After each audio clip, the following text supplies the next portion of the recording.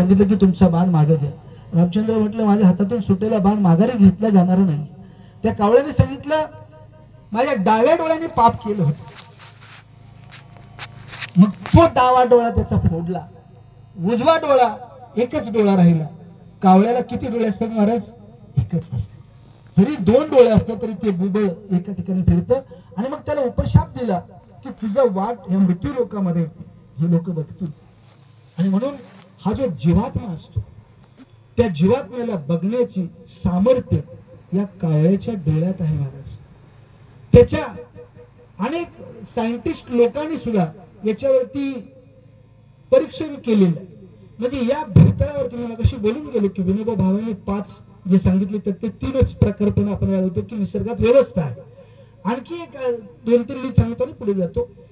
मानव देहातच माणसाला भगवत रूप प्राप्त होऊ शकतं आणि मृत्यूनंतर जीवन चालू राहतं. हे 5 सिद्धांत विनोबा भावेने सांगितले होते. रामायणातली कथा मी तुम्हाला सांगून गेलो. कावळ्याची आपण वाट बघतोय. असा हा कावळा हे पुराणातलं झालं. तुम्हाला मी अध्यात्मातलं सांगितलं. आता थोडस सायन्स मधलं सांगून जातो. ऐकताय ना तुम्ही सगळे? काकस्पर्श हा आपण काही काळी पिक्चर बी निघालेला होता. आणि आता या ठिकाणी काकस्पर्श होणं हे सगळ्यात महत्वाचं असतं. त्याचं सायंटिफिक रिझन काय आहे?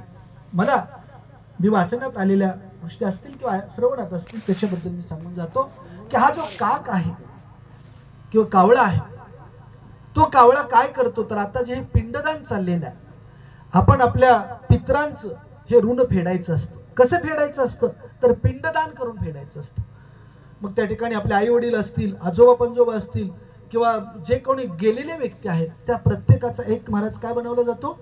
पिंड बनवला जातो. आणि त्या पिंडावरती भटजी मंत्रोच्चार करून त्या ठिकाणी जे काही सगळं अर्पण करतात ते त्या आत्म्यापर्यंत जाऊन पोहोचण्याची व्यवस्था असते.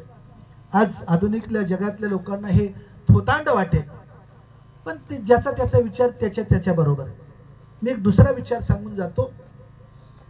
या काक स्पर्शाचाच विचार पुढे असा आहे की हा जो कावळा आहे त्या कावळ्याच्या विष्ठेतून आज हे जे काही पिंड आपण पाडतोय, पिंडदान करतोय, त्या पिंडातून काय होणार आहे?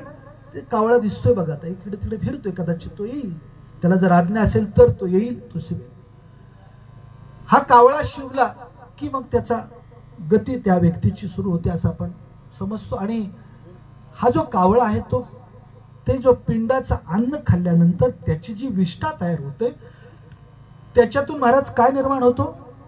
पिंपळाचा वृक्ष तयार होतो. आता आपल्याला समजून घ्यावं लागेल का हा पिंपळ किती जुना आहे. याच्यासाठी आपल्याला जावं लागेल आळंदीला. आता लगेच महाराजांच्या माळ गाळ्यात आहे त्यांच्या लक्षात आलं की जयाची अंगी जयाची द्वारी सोन्याचा पिंपळ जया अंगी ऐसे बळ रेडा बोले. म्हणजे ज्ञानेश्वर माऊलींनी रेडाला बोलवलं, वेद बोलवले, भिंत चालवली. जयाच्या अंगी जयाच्या द्वारी सोन्याचा पिंपळ. आता हे हा जो अभंग आहे तो कोणी केलेला आहे? बोला. तुकाराम महाराजांनी. तुकाराम महाराजांचा कालावधी कधीचा आहे? 1608 ते 1650. 42 वर्षाचा कालावधी. म्हणजे 16व्या शतकात आपण मागे गेलो. म्हणजे पिंपळ तेव्हाही होता. बरं त्याच्या मागे जाऊया. नामदेव महाराजांना जर विचारलं पिंपळाचं वय तर त्या काळात सुद्धा त्यांनी वर्णन करून ठेवलेले आहे. त्याच्याही पेक्षा आणखी मागे गेलो तर ज्ञानेश्वर महाराजांची जी काही आई वडील कोण? विठ्ठलपंत आणि रुक्मिणी. सर्वांना इतिहास माहित आहे. विठ्ठलपंतांनी आणि रुक्मिणीने देहत्याग केला कशासाठी? तर ह्या आपल्या मुलांची मौजी बंद व्हावं, त्यांना अधिकार द्यावा समाजाने. इतका समाज घातक आहे. तो पहिलाही होता, आजही आहे, पुढे असेल. आपण त्याच्यात गेलो तर आपल्याला बाहेर यायला मुश्किल आहे.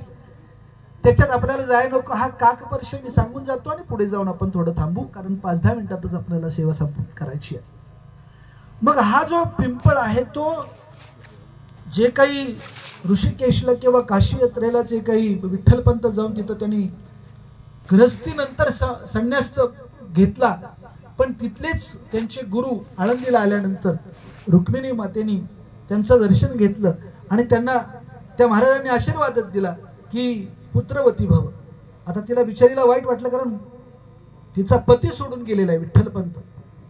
मग त्याने ते सर्व अंतर्मनाने जाणून घेतलं. पण तोपर्यंत ही जी रुक्मिणी माता संत ज्ञानेश्वरांची आई होती, ती काय करत होती महाराज? त्या सुवर्ण पिंपलाला प्रदक्षिणा, लक्ष प्रदक्षिणा, 1.25 लक्ष प्रदक्षिणा घातल्या. आणि म्हणून संत ज्ञानेश्वर महाराजांनी त्यांच्या ज्ञानेश्वरीमध्ये 1.25 लक्ष शब्द ठेवलेले आहे. हे उपकार आपल्या आईचे फेडलेत. 700 श्लोकाची गीतेची ज्या काही संस्कृत मधले श्लोक होते, तुम्हा आम्हाला संस्कृत नाही कळत. वेदाचा तो अर्थ आम्हाशीच ठावा येराणी व्हावा भारमात. आपण मराठी माणूस संस्कृत शिकायला गेलो तर आपलं जन्म कितीतरी घ्यावे लागतील तरी कळायचं नाही, होऊ शकतं नाही असं नाही. आज संस्कृत मधले 700 श्लोक पाठ करणारी व्यक्ती आहेत, सगळा गाता पाठ करणारी व्यक्ती आहेत, हरिपाठ पाठ करणारी सगळी मंडळी आहेत. पण हरिपाठाकडे पाठ नको महाराज. हरिपाठ पाठ असून नुसता उपयोग नाही. देवाची या द्वारी उभा क्षण भरी तेने मुक्ती चारी साधियला. हे देवाचं द्वार आहे. आणि ह्या सलोकता, स्वरूपता, सायुज्यता ह्या चारी मुक्ती तुम्हाला या देहात मिळवता येऊ शकतात. हा संदेश तुम्हा आम्हाला हे संत तुकाराम महाराज, ज्ञानेश्वर महाराज प्रत्येक अभंगातून, ओवीतून देत असतात. तुम्ही आम्ही जागृत झालं पाहिजे आणि या संतांच्या साहित्याकडे वळलं पाहिजे. असा हा पिंपळ जो वृक्ष आहे, तो एक पिंपळ, ऐका नीट जीवाचे कान करून, एक पिंपळाचा वृक्ष जर लावला, सायंटिफिक रिझन तुम्हाला सांगतो, पिंपळ काय करू शकतो. जर इतर वेळेला, आपण आता हे झाड चिंचेच आहे, जर तुम्ही इथं संध्याकाळी येऊन जर झोपला तर सांगता येत नाही सकाळी उठेल की नाही.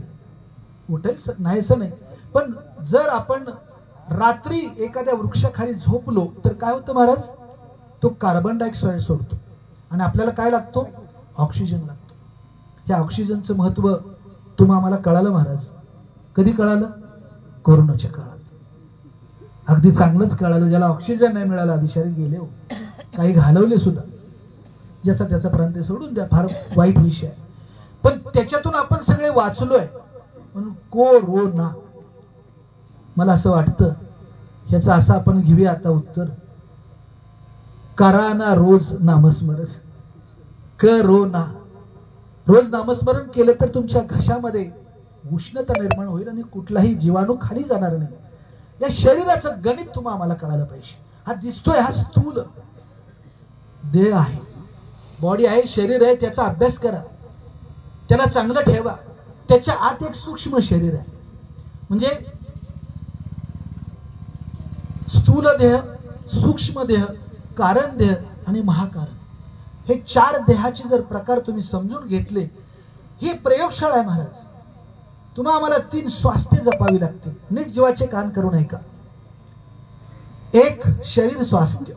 कारण का? आयुष्याच्या साधने सचितानंद पदवी घेणे. जर शरीरच नसेल तर पुन्हा पुनरपी जननम पुनरपी मरणम. म्हणून ह्या देहाला जपलं पाहिजे. जसं एखादं ज्वारीचं ताट, आपण शेतकरी मंडळी आहोत, ज्वारी पेरल्यानंतर त्या ज्वारीचं ताट किती कष्टातून वाचवतो. कशासाठी? का पेरलं की आलं कणीस असं आहे का? अहो, आजकाल 50 ठिकाणी त्याच्या ठेवती, त्याला काय काय करावं लागते, फवारण्या कराव्या लागतात, तण काढावं लागते, पण ती ताट जपावं लागते. कधीपर्यंत? त्याला दाणे येईपर्यंत. तद्वत या शरीर मिळालंय. एखाद्या बारक्या मुलाचं रूप निरीक्षण करा, कशा पद्धतीने ते अनेक ह्या इंद्रियाच्या द्वारे वेगवेगळ्या ठिकाणी धाव घेते. तुमची आमची इंद्रिय प्रबळ आहेत. तुकाराम महाराज आपल्याला सावध करतायत, राहो आता याचे ध्यान. काय शब्द आहे तो? राहो आता याचे ध्यान. डोळा मन लंपट इतकं भयानक आहे, कुठे नेऊन पोहोचवेल सांगता येत नाही. आणि म्हणून सावध राहा, जागे राहा. घेई घेई माझे वाचे घोड नाम विठोबाचे. डोळे तुम्ही घ्या रे सुख, पहा माझ्या विठोबाचे. एक एक अभंग तुमचं संपूर्ण जीवन उत्कर्ष करेल अशा प्रकारची ताकद, संपूर्ण फिलॉसॉफी आज या एका अभंगामध्ये ठेवलेली आहे. पण आमचा समाज भरकटलेला आहे आणि म्हणून तो जाग्यावर येण्यासाठी त्या प्रवचन रूपी सेवेची गरज आहे. आपण आलो होतो पिंपळाच्या झाडाच्या, चिंचेच्या झाडाखाली बसलो, अजून पिंपळाकडे पोहोचायचंय. पिंपळाचं झाड काय करतं? त्याचं आयुष्य किती आहे बोला ना. आता आपण हिशोब घेतला त्याचा, 400 वर्ष 700 वर्ष. 1000-1500 वर्ष सुद्धा पिंपळ जगू शकतो. पण हा पिंपळ जर येत असेल तर कुठून येतो? आता नर्सरीत मिळतो तो भाग सोडा, पण त्याचं जर काही बघायचं असेल कुठं पिंपळ उगवतो तर तो कागाची या वेष्टे पिंपळेचा जन्म. म्हणजे काग जो आहे कावळा त्याच्या विष्ठेतूनच हा पिंपळ जन्माला येतो आणि हा पिंपळ 1 ते 1.5-2 किलोमीटर ऑक्सिजन देत असतो.